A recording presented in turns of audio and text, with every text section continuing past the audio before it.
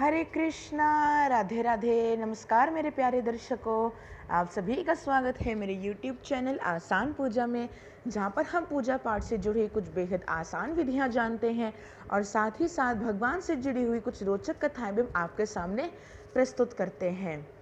तो दर्शकों, पिछले कुछ वीडियो से हम भगवान शिव से जुड़ी हुई कुछ बेहद रोचक कथाएं सुन रहे थे, परंतु आज की इस वीडियो में हम भगवान शिव की कथा नहीं सुनेंगे, अपितु सावन के महीने में पड़ने वाली मासिक शिवरात्रि के बारे में बात करेंगे।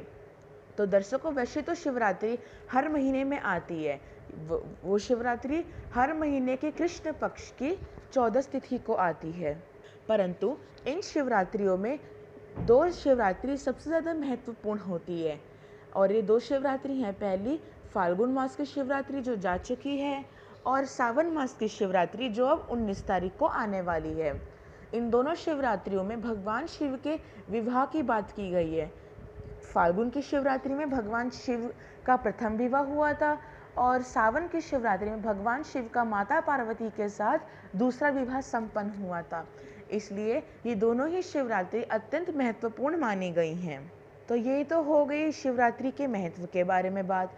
अब हम जानते हैं कि इस दिन की पूजन विधि क्या है। तो दर्शकों, आपको सुबह सुबह उठ के स्नान कर लेना है। अगर आप पुरुष हैं तो आप पीले वस्त्र धारण कीजिए और अगर आप स्त्री हैं तो आप लाल वस्त्र धारण कीजिए। अगर आपके पास वस्त्र नहीं है, मैं बात दोनों पुरुष और स्त्रियों के लिए भी कर रहे हैं। अगर आपके पास वस्त्र पीले या लाल वस्त्र नहीं है तो फिर आप कोई भी वस्त्र धारण कर सकते हैं। जो आप अपनी डेली की पूजा करते हैं पहले वो पूजा कर लीजिए, फिर उसके बाद भगवान सूर्य नारायण को जल चढ़ाइए और व्रत का संकल्प लीजिए कि आज हम सावन की शिवरात्रि का व्रत का संकल्प ले रहा हूँ या ले रही हूँ। फिर उसके बाद आपको कुछ पूजन सामग्री इकट्ठी करनी होंगी। वो कुछ इस प्रकार से हैं। हल्दी भगवान गणेश जी और भगवान नाग देवता जी को लगाने के लिए, कुमकुम जिसे कहीं कहीं सिंदूर भी बोलते हैं, वो माता पार्वती को लगाने के लिए, और या तो चंदन और या तो भस्म भगवान भोले बाबा को लगाने के लिए। अगर आपके पास भस्म नहीं है तो आप चंदन लगा सकते हैं, चंदन नहीं है तो भस्म लगा सकते हैं। अगर आपके पास ये दोनों ही चीज़ें नहीं है तो फिर घर में जो आप रोज़ शाम को या सुबह सुबह जो आप अगरबत्ती या धूप बत्ती से भगवान की पूजा करते हैं, आप उसी से भगवान को तिलक लगा सकते हैं। तो ये तीन चीज़ें तो आपके घर में ज़रूर उपलब्ध हो जाएंगी। जो अगली चीज़ है वो है जनेऊ। जनेऊ काफ़ी लोगों के घर में मिल जाती है, जो पहनते हैं वो हमेशा अपने पास एक्स्ट्रा जनेऊ रखते हैं। अगर आपके पास जनेऊ नहीं है तो मैं आपको दो तरीके से बता रहे हैं। पहला, जो आपके घर में कलावा रखा रहता है, आप उसको अपने अंगुलों के हिसाब से 3 बार लपेट के 3 आप जनेऊ बना सकते हैं। गणेश भगवान जी के लिए, नाग देवता जी के लिए और भोले बाबा के लिए। मैं आपको अभी दिखाते हैं। तो देखिए दर्शकों, हमारे पास कलावा जिसे जिसे कहीं रक्षा सूत्र कहते हैं तो कहीं कहीं मौली कहते हैं। अगर आपके पास जनेऊ नहीं है तो आप थोड़ा सा कलावा लेके हम आपको दिखा रहे हैं। यहाँ से आपको यहाँ से पकड़ते हुए 3 बार आपको लपेटना है ऐसे। 1 2 3। फिर आप इसे अच्छे से तोड़ लीजिएगा। तो ये तो हुआ पहला तरीका। आप ऐसे ऐसे 3 जनेऊ का रूप बना के भगवान गणपति को, भगवान शेष वासुकी नाग जी को और भोले बाबा जी को आप ऐसे जनेऊ चढ़ा सकते हैं। अब दूसरे तरीके में, अगर आपके पास कलावा नहीं है तो जो हम सिलाई लगाते हैं, जो सिलाई का जो सफ़ेद धागा होता है, हम उससे भी जनेऊ बना सकते हैं। हम आपको अभी दिखाते हैं। तो देखिए दर्शकों, ये हमारा धागा है। रुको, इसमें तो पिन भी है, रुक जाइए अभी निकालते हैं हम। तो देखिए अभी हमने पिन निकाल दी है, तो अब इसका भी जनेऊ बना सकते हैं। तो जैसे कि हमने आपको कलावा की तरह दिखाया था, आपको भी इसे यहाँ से ऐसे पकड़ के 3 बार आपको इसे लपेटना है। देखिए 1 2 3। तो आप इसे तोड़ लीजिए, इसे फिर गंगा जल से शुद्ध कर दीजिए और भोले बाबा को कहिए, हे भोले बाबा, या गणपति जी या नाग देवता जी, हमारे पास असली जनेऊ नहीं था, तो आप कृपया करके जनेऊ के इस रूप को स्वीकार कीजिएगा और शिवलिंग पे आप अर्पित कर दीजिएगा। अगर आपको जानना है कि शिवलिंग कैसे बनाते हैं तो उसका लिंक हम डिस्क्रिप्शन बॉक्स में डाल देंगे, आप वहाँ जाके उसे देख सकते हैं। याद रखिएगा कि जो जनेऊ का प्रारूप है ये सफ़ेद रंग का है।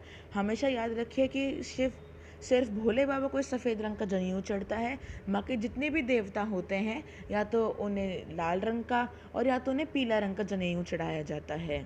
तो अभी हमने आपको दिखाया कि जो हम सिलाई वाला जो धागा होता है हम उससे जनेऊ कैसे बना सकते हैं, परंतु याद रखिएगा ऐसा जनेऊ बनाने के बाद आपको इसे एक बार गंगा जल में डुबो देना चाहिए और इसे शुद्ध कर देना चाहिए। जो अगली चीज़ है वो है वस्त्र। अगर आपके पास घर में एक्स्ट्रा वस्त्र अच्छे नए रखे हुए हैं तो आप उन्हें चढ़ा सकते हैं, नहीं तो आप थोड़ा थोड़ा कलावा तोड़ के, थोड़ा थोड़ा एक एक उंगली के बराबर कलावा तोड़ के आप देवी देवताओं को अर्पित कर सकते हैं और बोल सकते हैं वस्त्र उपवस्त्रम समर्पयामि। क्या कहेंगे? वस्त्रम उपवस्त्रम समर्पयामि। अगर आपके पास वस्त्र हैं तो कोशिश कीजिए कि आपके पास पीले और लाल रंग के वस्त्र हो।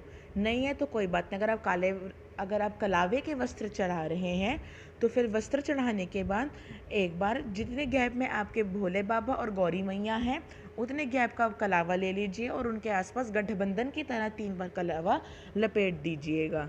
क्योंकि शिवरात्रि के दिन, सावन की शिवरात्रि के दिन भगवान शिव जी और माता पार्वती का पुनर्विवाह हुआ था। तो ये हो गई वस्त्र और उपवस्त्रों की बात। अब जो अगली चीज़ है वो है जल और दूध। आप चाहें तो दूध मिश्रित जल चढ़ा सकते हैं। वैसे तो आपको एक कटोरी में थोड़ा सा कच्चा दूध ले लेना चाहिए और सबसे पहले एक एक चम्मच, जितनी भी देवी देवता हैं उन पे एक एक चम्मच सादा जल, प्लेन वाटर में गंगा जल डाल के आप एक एक चम्मच पहले उन्हें स्नान करा सकते हैं और बोल सकते हैं देवता स्नान स्वीकार कीजिए। फिर उसके बाद आप एक एक चम्मच सभी देवी देवताओं को कच्चा दूध चढ़ा सकते हैं। अगर आपके पास उबला हुआ दूध है तो भगवान से क्षमा मांगते आप उबला हुआ दूध भी चढ़ा सकते हैं।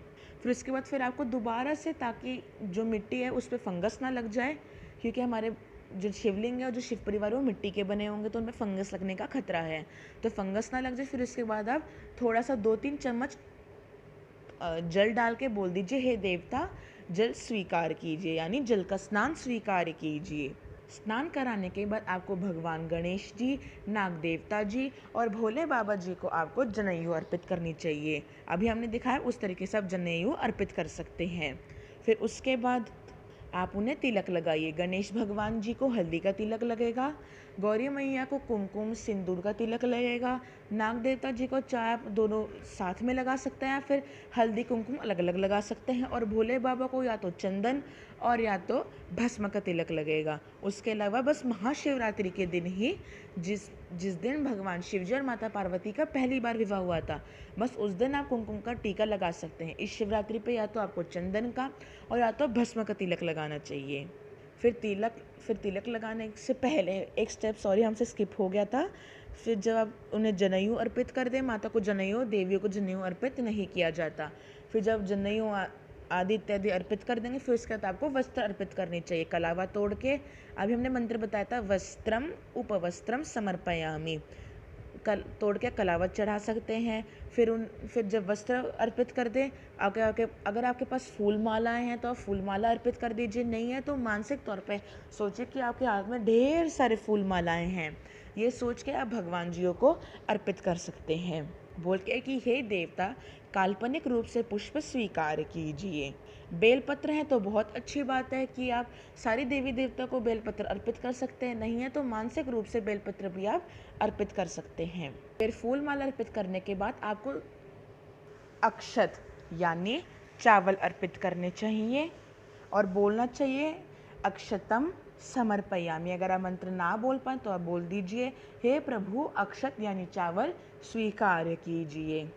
फिर उसके बाद आपको सभी देवी देवताओं की आरती उतारनी चाहिए। फिर आरती उतारने के बाद आपको उनके एक बार जयकारे लगाने चाहिए, फिर उनको भोग लगाने चाहिए। भोग के लिए आपके पास जो भी सामग्रियाँ उपलब्ध हो आप उनसे भोग लगाइए। भोग लगाने के लिए पहले तो आप उनको दर्शन करा दीजिए, बोलिए उनका मंत्र बोलने से कि हम पहले गणेश जी को भोग लगाते हैं, तो आप बोल सकते हैं ओम गण गणपते नमः, ओम गण गणपते नमः, ओम गण गणपते नमः। हे गणेश भगवान जी, भोग स्वीकार कीजिए। गणपति जी, माता पार्वती जी और शेषनाग जी का आप एक ही थाली में भोग लगा सकते हैं, परंतु भोले बाबा का आपको एक अलग सी थाली में आपको भोग लगाना चाहिए, क्योंकि भोले बाबा का भोग हमें नहीं खाना चाहिए। वो भूत, जो भोले बाबा के भूत प्रेत के जो गण हैं, वो उनका प्रसाद मान लिया जाता है। फिर उसके बाद जो दो अलग अलग थाली हो गई, फिर जल लेके आपको पहले एक थाली पे 5 बार ऐसे जल घुमा देना चाहिए। दूसरी थाली पे भी, जो भोले बाबा की थाली होगी, उस पे भी आपको 5 बार ऐसे जल घुमा देना चाहिए। जल घुमाने के बाद आप उनसे प्रार्थना करनी चाहिए कि हे देवता, आप ये भोग स्वीकार कीजिए। फिर उसके बाद आपको अपने हाथ, फिर भोले बाबा को आपको एक बार फिर से जल चढ़ाना चाहिए, क्योंकि शिव पूजा का नियम है कि जब आरती हो जाए तो उसके बाद भोले बाबा को फिर से आपको थोड़ा सा जल अर्पित करना चाहिए। तो उन्हें जल अर्पित कर दीजिए शिवलिंग के द्वारा। फिर उसके बाद अपने हाथ में, अगर आपके पास फूल हैं तो फूल ले लीजिए, अक्षत तो चावल तो हर किसी के घर में होंगे, तो अपने हाथों में चावल ले लीजिए, थोड़ा सा जल छिड़क लीजिए। फिर जितने भी देवी देवता हैं उनका मंत्र बोल लीजिए, जैसे कि ओम गण गणपते नमः, ओम माँ गौरी नमः, ओम नाग देवताय नमः, ओम नमः शिवाय। फिर भोले बाबा का जो मंत्र है, जैसे कि कर्पूर गौरम करुणावतारम संसार सारम भुजगेंद्रहारम सदा वसंतम हृदयारविंदे भवम भवामी सहितम नमामि। मंत्र उच्चारण के बाद आपको सभी देवी देवताओं से पूजा पाठ में जो भी भूल हुई हो उसके लिए क्षमा प्रार्थना करनी चाहिए कि हे देवता, हमारी पूजा पाठ में हमसे जो भी भूल हुई हो, अपना बालक समझ के उस भूल को क्षमा कर दीजिएगा, हमारी भूल का दंड हमें मत दीजिएगा। उनके सामने आपकी जो भी इच्छा है वो इच्छा कहिएगा और उनको अक्षत यानी चावल अर्पित कर दीजिएगा। उन्हें धूप दीप दिखा दीजिएगा, आरती ले लीजिएगा और उनके जयकारे लगा दीजिएगा। और अगर आप व्रत रख रहे हैं तो व्रत की कथा आपको अवश्य सुननी चाहिए, जिससे आपको आपके व्रत का पूरा फल मिले। गौरी, गणेश और नाग देवता जी का प्रसाद आप पूरे परिवार में बांट के खा सकते हैं, परंतु भोले बाबा का प्रसाद नहीं खाया जाता है, इसलिए आप उसे गाय को खिला दीजिएगा। ये तो हो गई प्रातःकालीन शिवरात्रि की पूजा की पूजन विधि। फिर शाम को अगर हो सके तो सपरिवार, नहीं तो केवल व्रती भोले बाबा की अच्छे से आरती उतारे, उन्हें फिर से भोग लगाए, फिर तब आप अपना व्रत का पारायण कर सकते हैं, यानी कुछ हल्का फुल्का फल खा सकते हैं। फिर अगले दिन आपको नींबू पानी पी के, यानी अमावस्या के दिन 20 तारीख को सोमवती अमावस्या है, तो 20 तारीख को आपको सुबह उठ के फिर से एक बार भोले बाबा की पूजा करनी चाहिए, उन्हें प्रसाद अर्पित करना चाहिए और नींबू पानी पी के अपना व्रत का पारायण यानी व्रत को खोल देना चाहिए। और व्रत खोलते एकदम से भारी भोजन नहीं करना चाहिए, बहुत ही हल्का भोजन करना चाहिए। तो ये थी सावन शिवरात्रि की महिमा, उसका पूजन विधि, पारायण कैसे करें। अगर आपको ये वीडियो अच्छी लगी तो वीडियो को लाइक कीजिए और अपने परिजनों को अधिक से अधिक लोगों को शेयर कीजिए, क्योंकि ज्ञान बांटने से बढ़ता है। जितने लोगों को ज्ञान बढ़ेगा आपको भी पुण्य मिलेगा, हमें पुण्य मिलेगा, पूजा करने वाले को पुण्य मिलेगा, सभी को पुण्य मिलेगा, सभी को ज्ञान होगा कि वो कैसे आसान तरीके से सावन शिवरात्रि का व्रत कर सकते हैं, पूजा कर सकते हैं। और अगर आप अभी तक आसान पूजा के परिवार के एक अमूल्य सदस्य नहीं हैं तो जल्दी से रेड बटन पे क्लिक कीजिए और हमारे इस अमूल्य परिवार के एक अहम अमूल्य सदस्य बन जाइए। तब तक के लिए हरे कृष्णा, राधे राधे, नमस्कार।